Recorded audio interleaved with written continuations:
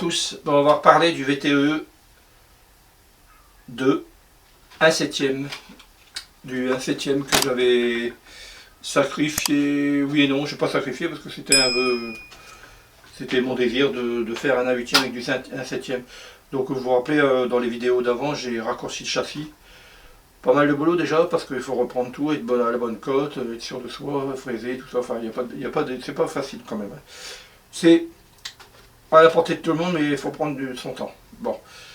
Maintenant, cette évolution, je l'ai faite sur la base d'un châssis large. Et ma foi, un châssis large, si on raisonne bien, ça fait beaucoup de mouvements de châssis un peu perturbants.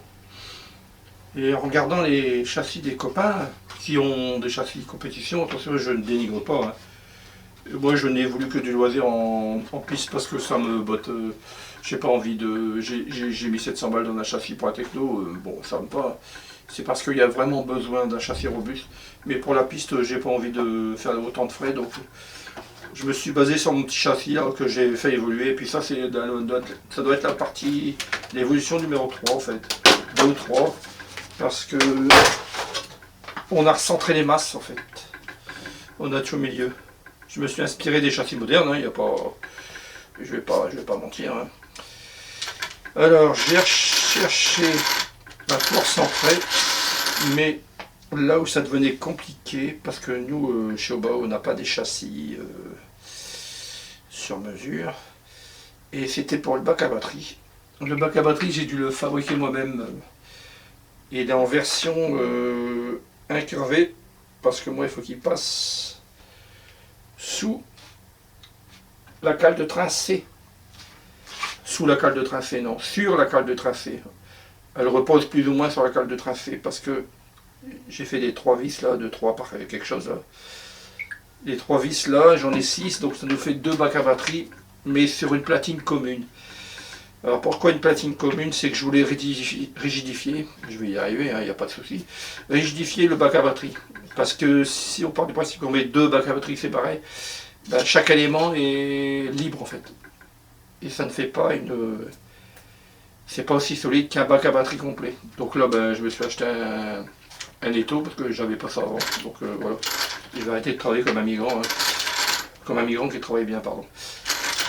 Et j'ai fait du pliage, ma foi je m'en sors bien. Là où j'ai été un peu chaud patate, c'est sur le choix du moteur. Parce que le moteur, ben, il est en partie là, mais collé. Je vais vous montrer ça. Collé à la colonne de direction en fait. Donc j'ai pas le choix. C'est un 42-74, j'ai déjà dit tout à l'heure, mais je suis obligé de me répéter, le caméscope il avait plus de batterie. Et pour le diff, là, le diff j'ai joué serré parce que le diff, ou plutôt la spool, ben, j'ai pas cherché. Je l'ai dépouillé et j'ai mis au plus serré. J'ai repercé les trous hein, du châssis forcément. Je les ai mis au plus serré. Et ce qui fait que j'ai une spool étroite avec des axes qui sortent un peu. J'ai dû retailler des axes, des cales de spool dans de l'alu de 8 par 10, si je me rappelle, ou 12, 8 par 12, des tubes alu. Donc ça s'est bien passé. Après, bah, c'est vrai que c'est une aventure, hein, parce qu'on ne sait pas ce que ça donne. Et niveau variateur, bah, je me suis pris un variateur à capteur, mais dans un premier temps, le moteur n'est pas à capteur. On verra dans un premier temps.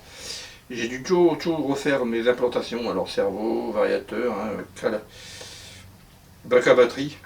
Donc bac à batterie, ça c'est classique. Le moteur, et en fait, ben, il n'y a rien de compliqué.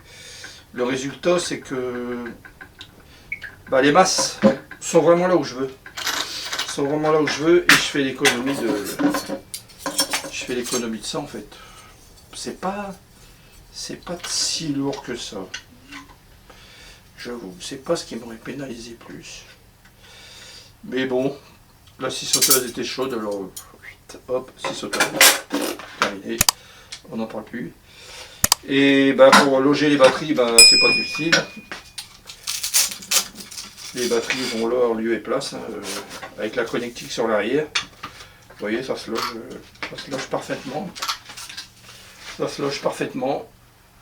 Donc, je pense que mon truc est réussi, quoi. Alors là, la morale de tout ça, ben, il n'y en a pas, hein. Je ne vais pas vous faire la morale, c'est pas la question de faire la morale. C'est que moi j'ai un peu de temps. J'ai un peu de temps. Ça m'a pris beaucoup de temps, parce que comme j'ai des douleurs récurrentes, donc je suis obligé de faire des pauses.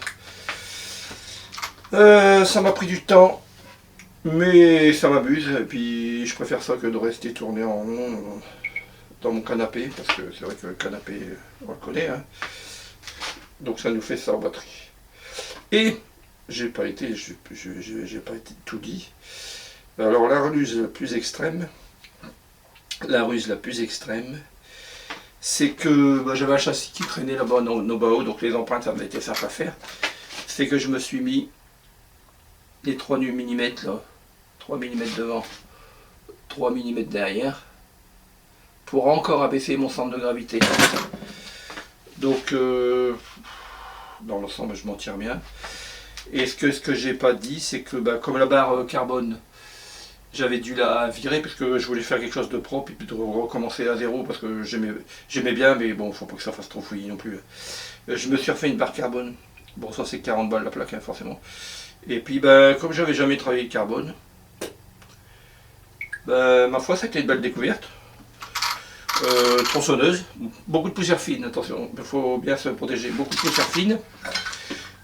Et le percement se passe bien, il ne faut pas se formaliser là-dessus, ça se passe bien. Il faut y aller mollet de tasse avec une grosse vitesse de rotation, des forêts qui coupent très très bien, et puis on y va. Hein.